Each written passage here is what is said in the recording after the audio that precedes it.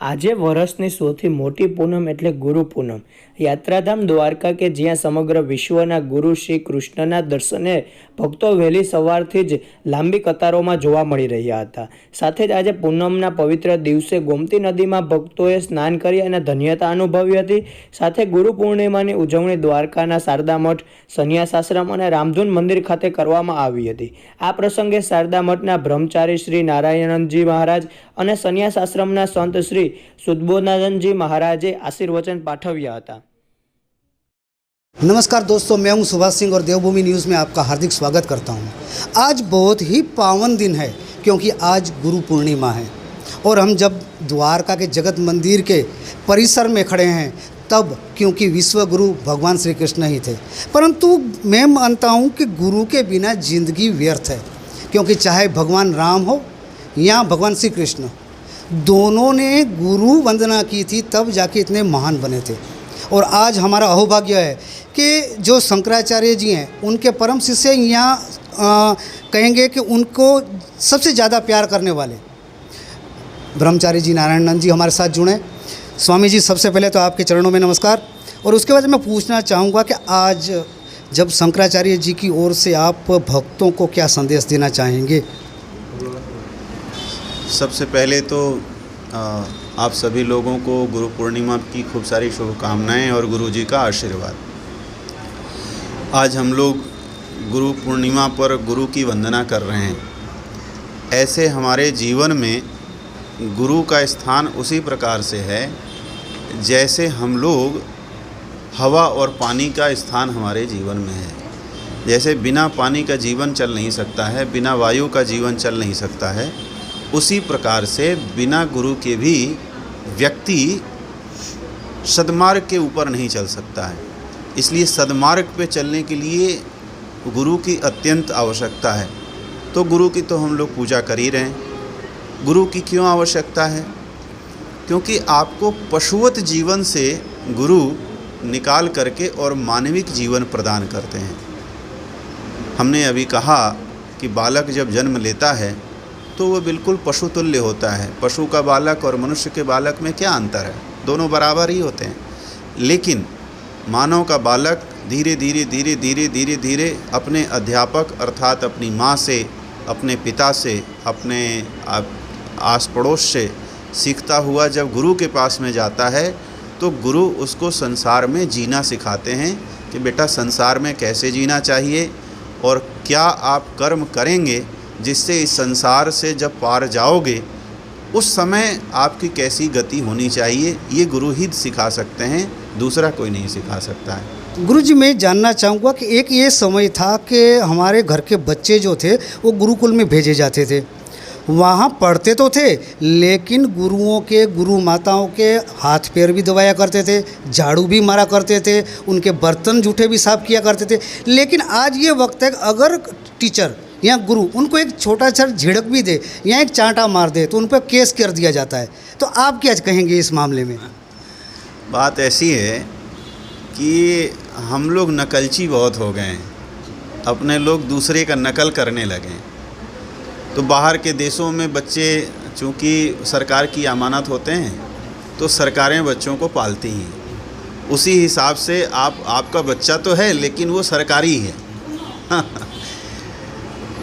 लेकिन आपको ये जान कर के आश्चर्य होगा कि जो हम लोगों की गुरुकुल परंपराएं थीं वो गुरुकुल परंपरा में शिष्य भगवान श्री कृष्ण और सुदामा की जो मित्रता हुई वो जंगल में हुई।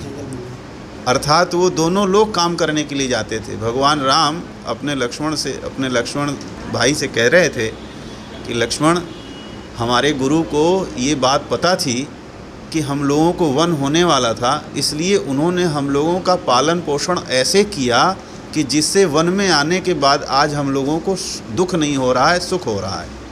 तो गुरु ये अर्थात आप सेल्फ डेवलपमेंट जो है वो सेल्फ डेवलपमेंट क्या होता है? आजकल लोग सेल्फ डेवलपमेंट की बातें करते हैं। अरे आपका शरीर भी तो आपका सेल्फ ही है।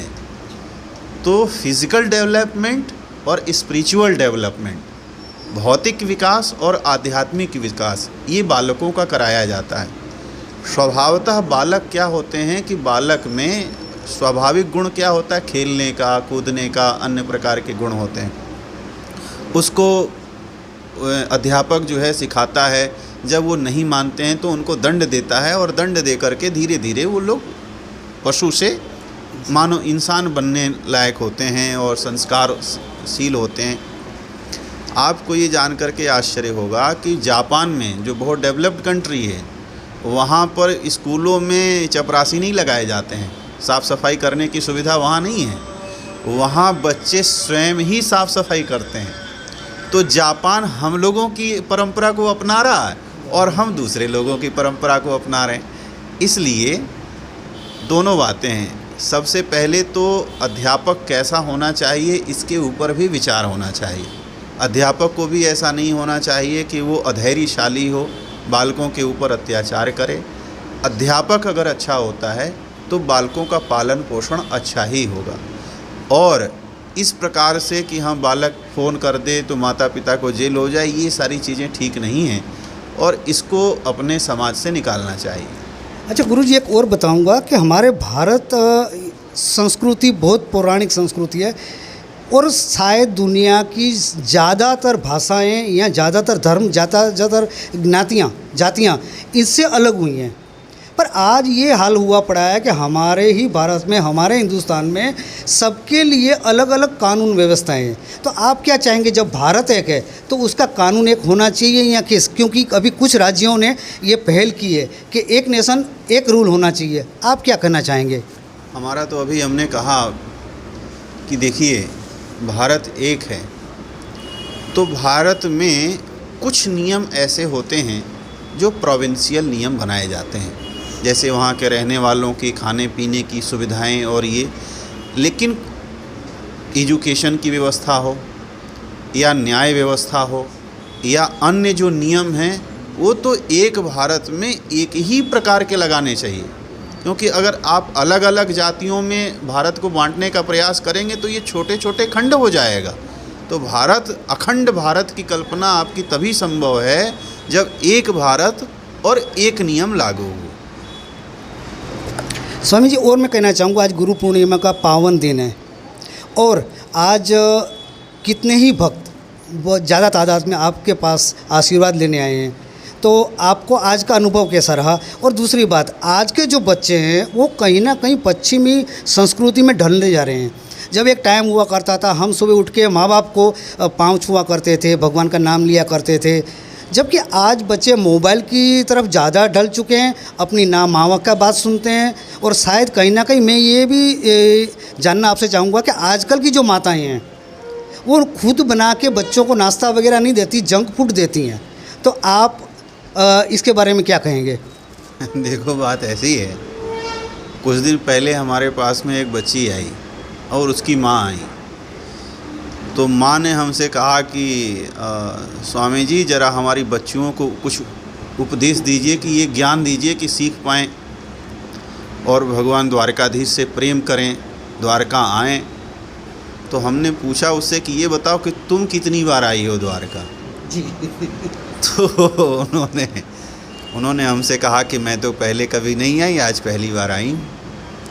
तो हमने कहा कि ठीक तुम्हारी तरीके से तुम्हारी बच्चियां भी सोच रही हैं। जब आप एक लड़की होती हैं या आप बालक होते हैं तो आपका सोचने का तरीका अलग होता है, लेकिन जब आपकी शादी हो जाती है और आप किसी बच्चे के पिता और माँ बन जाते हो तो आपका सोचने का तरीका अलग हो जाता है।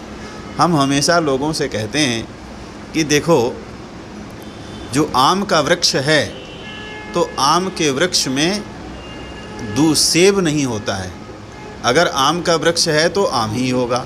अगर आप सदाचारी हैं तो आपकी संतति भी अच्छी ही होगी, इसमें कोई संशय नहीं है। अगर आपके अंदर कन्फ्यूज़न है और आप संशय में फंसे हुए हैं तो आपकी संतति भी बिगड़ जाएगी। और आजकल तो माता पिता के ऊपर बहुत ज़्यादा दायित्व है। पहले तो माता पिता बालक को जन्म दे देते थे और 5-6 वर्ष तक अपने पास रखते थे, उसके बाद हम लोगों के पास भेज देते थे। तो वो दायित्व तो हम लोगों के पास में आ जाता था। उनको बड़ा करना, उनको खिलाना पिलाना, उनको संभालना, उनको एक सभ्य समाज का नागरिक बनाना। लेकिन आजकल माता पिता के पास ही बच्चे रह रहे हैं, तो उनकी जिम्मेदारी बहुत ज़्यादा बढ़ गई है। उनकी जिम्मेदारी एक गुरु की भी जिम्मेदारी हो गई है और एक माता पिता की भी जिम्मेदारी हो गई है। तो सबसे पहले माता पिता अगर सच्चा आचरण करेंगे तभी वो आचरण बच्चों में उतरेगा, अन्यथा नहीं उतरेगा। अच्छा गुरुजी, मैं आखिरी सवाल पूछना चाहूँगा कि एक टाइम हुआ करता, राजा महाराजा हुआ करते, वो भी विद्वानों को, संतों को अपने साथ बिठाया करते थे और उनसे सलाह मशवरा करने के बाद कोई भी फैसला सुनाया करते थे। लेकिन आजकल राजनीति अलग हो गई है, धर्म अलग हो गया है, तो आप क्या चाहते हैं कि धर्म के साथ राजनीति भी जुड़नी चाहिए? देखिए, कोई भी जो व्यक्ति है वो सर्वज्ञ नहीं होता है। सर्वज्ञता तभी आती है जब आप आध्यात्मिक हों और व्यवहारिक हों। इसलिए एक व्यक्ति, जो आपने अभी राजतंत्र की बातें कहीं, तो एक व्यक्ति के रत्न होते थे, जो आजकल का वो रत्नों के रूप में मंत्री लोगों ने स्थान ले लिया है। लेकिन सलाहकारों की भी बहुत बड़ी भूमिका होती है। तो समाज अगर अच्छे सलाहकार रखता है, संतों की बातों को लेकर के चलता है, अपने शास्त्रों की बातों को लेकर के चलता है, जिस तरीके से इस देश को भगवान राम ने और भगवान श्री कृष्ण ने चलाया, जिस तरीके से युधिष्ठिर आदि राजाओं ने चलाया, ऐसा अगर वो चाहता है तो ये जानना चाहिए व्यक्ति को कि देखो, भगवान राम के राज्य में क्या था, राम राज्य क्यों है? राम राज्य इसलिए है क्योंकि राम के राज्य में ये बातें थीं कि कैसा होना चाहिए राजा को।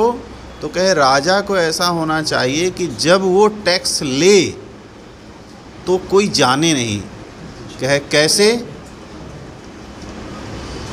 तो कि जैसे सूर्य जब पानी सोखता है तो आप हाथ में पानी रख लीजिए तो पानी सूख जाएगा। सागर का ले लेगा, नदी का ले लेगा, नाला कूचा का ले लेगा, सबका ले लेगा। उस समय कोई नहीं देखता है कि पानी कब सोखा जा रहा है। लेकिन जब बरसता है पानी तो सबको भर भर करके पानी दे देता है। किसानों को पानी खेती के लिए मिल जाता है, पीने वालों को पानी मिल जाता है, नदियों को पानी मिल जाता है, सागर को पानी मिल जाता है, तालाब को पानी मिल जाता है, कुआं को पानी मिल जाता है, बोरवेल को पानी मिल जाता है, सबको पानी मिल जाता है। इसी प्रकार अब राजा लोग ऐसे, अब अब ये जो सरकारें ऐसी हो गई हैं कि जब देखो तब टैक्स ही लगाए दे रहे हैं। कुछ नहीं हुआ तो एक टैक्स बढ़ा दो, इस पे है तो पेट्रोल के टैक्स बढ़ा दो, तो कहीं इस पे टैक्स बढ़ा दो। तो जब ये टैक्स लेते हैं तो दिखाई पड़ता है, तकलीफ़ होती है, अंदर से दर्द होता है। तो पैसा इस तरीके से लेना चाहिए कि लेते समय मालूम न पड़े और जब इसका वितरण किया जाए तो सब लोग खुश हो जाएं, सब लोग सुखी रहें। ये नियम होना चाहिए। बहुत बहुत धन्यवाद। मुझे लगता है ब्रह्मचारी नारायणानंद जी ने हमें बहुत ही अच्छा ज्ञान दिया है आज गुरु पूर्णिमा के सुंदर अवसर पर। अगर ये जितने भी ज्ञान की बातें हैं, अगर हम उसमें से कुछ भी अगर हमारे जीवन में उतार लेते हैं तो हमारे लिए बहुत ही अच्छा और महत्वपूर्ण होगा। તો આ સાથે આપણે જોયું કે દ્વારકા શંકરાચાર્યજીના આપણે આશીર્વાદ પ્રાપ્ત કર્યા અને આ સાથે દ્વારકા છે, દ્વારકાની ભૂમિ હોય એટલે સંતો મહંતોની ભૂમિ। આજે આપણે આવ્યા છીએ દ્વારકાના સંન્યાસ આશ્રમમાં। આ સંન્યાસ આશ્રમ એક પૌરાણિક આશ્રમ છે, એ અખાડા પરંપરા સાથે જોડાયેલ છે। આપણી સાથે સુબોધાન બાપુ પણ જોડાયા છે, તેમના આશીર્વાદ પ્રાપ્ત કરીએ અને સાથે બાપુ સાથે પૂછવા માગશું। બાપુ, હું તમને પૂછવા માગીશ કે આજે જ્યારે ગુરુ પૂર્ણિમાનો પવિત્ર દિવસ છે ત્યારે તમે લોકોને શું આશીર્વાદ આપવા માગશો? આજે લોકોને અમે એ જ આશીર્વાદ આપ્યા છે કે તમે બધાય આજે આવ્યા છો, પ્રસાદી બધાએ લીધી છે અને ઘરે જઈને શક્ય હોય તો આજે બપોર પછી અથવા તો કાલે બધા એક એક વૃક્ષ રોપો, એવું અમે આજે બધાને આદેશ આપ્યો છે, આશીર્વાદ આપ્યા છે અને પ્રસાદી તરીકે એક એક વૃક્ષ લગાવવાનું કીધું છે બધાએ। ખૂબ સરસ વાત કરી છે બાપુએ કે વૃક્ષનું જીવનમાં શું મહત્ત્વ છે। આ આશીર્વાદ કહી શકાય અથવા નિર્દેશ કહી શકાય અથવા સૂચના પણ કહી શકાય કે જો દરેક વ્યક્તિ ઓછામાં ઓછું પોતાના જિંદગીમાં એક વૃક્ષ ઉગાડે તો પર્યાવરણને આપણે બચાવી શકીએ છીએ। બાપુ, હું તમને બીજું પૂછવા માગીશ કે આપણી જે અખાડા પરંપરા છે એ વિશે આપ શું કહેવા માગશો? અખાડા પરંપરા છે આદિ અનાદિકાળથી ચાલતી આવે છે। જે 7 અખાડા હોય છે, જેમ કે કુંભ મેળામાં આપ બધા જોતા જ હશો, જૂના અખાડા, નિર્વાણી અખાડા. તો અમારું એક આ પંચ અગ્નિ અખાડા છે. તો પંચ અગ્નિ અખાડાના અમે એક સાધુ છીએ. અને બાપુ આપણું જે આ દ્વારકાનું આશ્રમ છે એ જૂનાગઢ આશ્રમ સાથે કેવી રીતે સંકળાયેલું છે? અમારું ઓલ ઇન્ડિયામાં જગ્યા હોય છે અમારા અખાડાની, જેમ કે પંજાબમાં છે, હરિદ્વારમાં છે, મુંબઈમાં છે, દિલ્હીમાં છે, ગુજરાતમાં અનેક ઠેકાણે છે. એટલે આ એક બહુ ખૂબ મોટી સંસ્થા હોય છે. અને જેમ કે અમારું જૂનાગઢ ત્યાંથી 35 કિલોમીટર ચાપેડા છે, તો ત્યાં આપ સર્ચ કરી શકો છો. જય અંબે હોસ્પિટલ છે, ત્યાં રોજની 700 ઓપીડી હોય છે. ખાવું, પીવું, રહેવું એ ટોટલી ફ્રીમાં આપે છે. પછી વૃદ્ધાશ્રમ છે કે જેના મા બાપ નથી, જેના છોકરાઓ કોઈ નથી, એવા વૃદ્ધોને ત્યાં રાખે છે વિધાઉટ ચાર્જીસ, એક પણ રૂપિયાનો ચાર્જ લીધા વગર. ખાવાનું, પીવાનું, અને હોસ્પિટલ તો 5 વર્ષથી આપણી પોતાની છે, તો જે પણ કાંઈ દવા થાય આપણી જ હોસ્પિટલમાં એને સારવાર આપીએ છીએ. અને બીજું, હમણાં અમુક દેશમાં, મેઘાલય કે એવું મને ખ્યાલ નથી, તો ત્યાં અમુક ક્રિશ્ચિયન છોકરા બનાવ્યા હતા.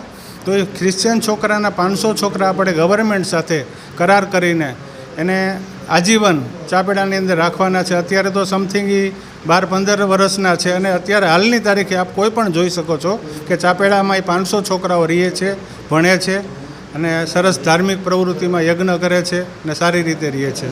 બાપુ, હું તમને એક ખાસ વસ્તુ કહીશ કે જ્યારે દ્વારકાનું ભૂમિ છે એટલે દેખીતી વસ્તુ છે, અહીં હજારોની સંખ્યામાં લોકો દર્શન કરવા આવતા હોય છે, અહીં રોકાતા હોય છે. પણ આપણું તો આશ્રમ જ સંન્યાસ આશ્રમ છે, તો અહીં શું દાંપત્ય જીવન એટલે કે પતિ પત્ની કે અન્ય લોકો અહીં આવી અને આપણા આશ્રમમાં રોકાઈ શકે કે કેવી રીતે, એના માટે શું સુવિધા આપણા આશ્રમ દ્વારા કરવામાં આવે છે? અમારે અહીંયા પતિ પત્ની હોય કે દાંપત્ય જીવન હોય, અહીંયા કોઈ પણ જાતનો ભેદભાવ છે નહીં. પણ સંન્યાસીના અમુક રૂલ્સ હોય છે, નિયમ હોય છે. એના નિયમની અંદર રહીએ તો પતિ પત્ની થઈને તો વિશેષ સેવા કરી શકે.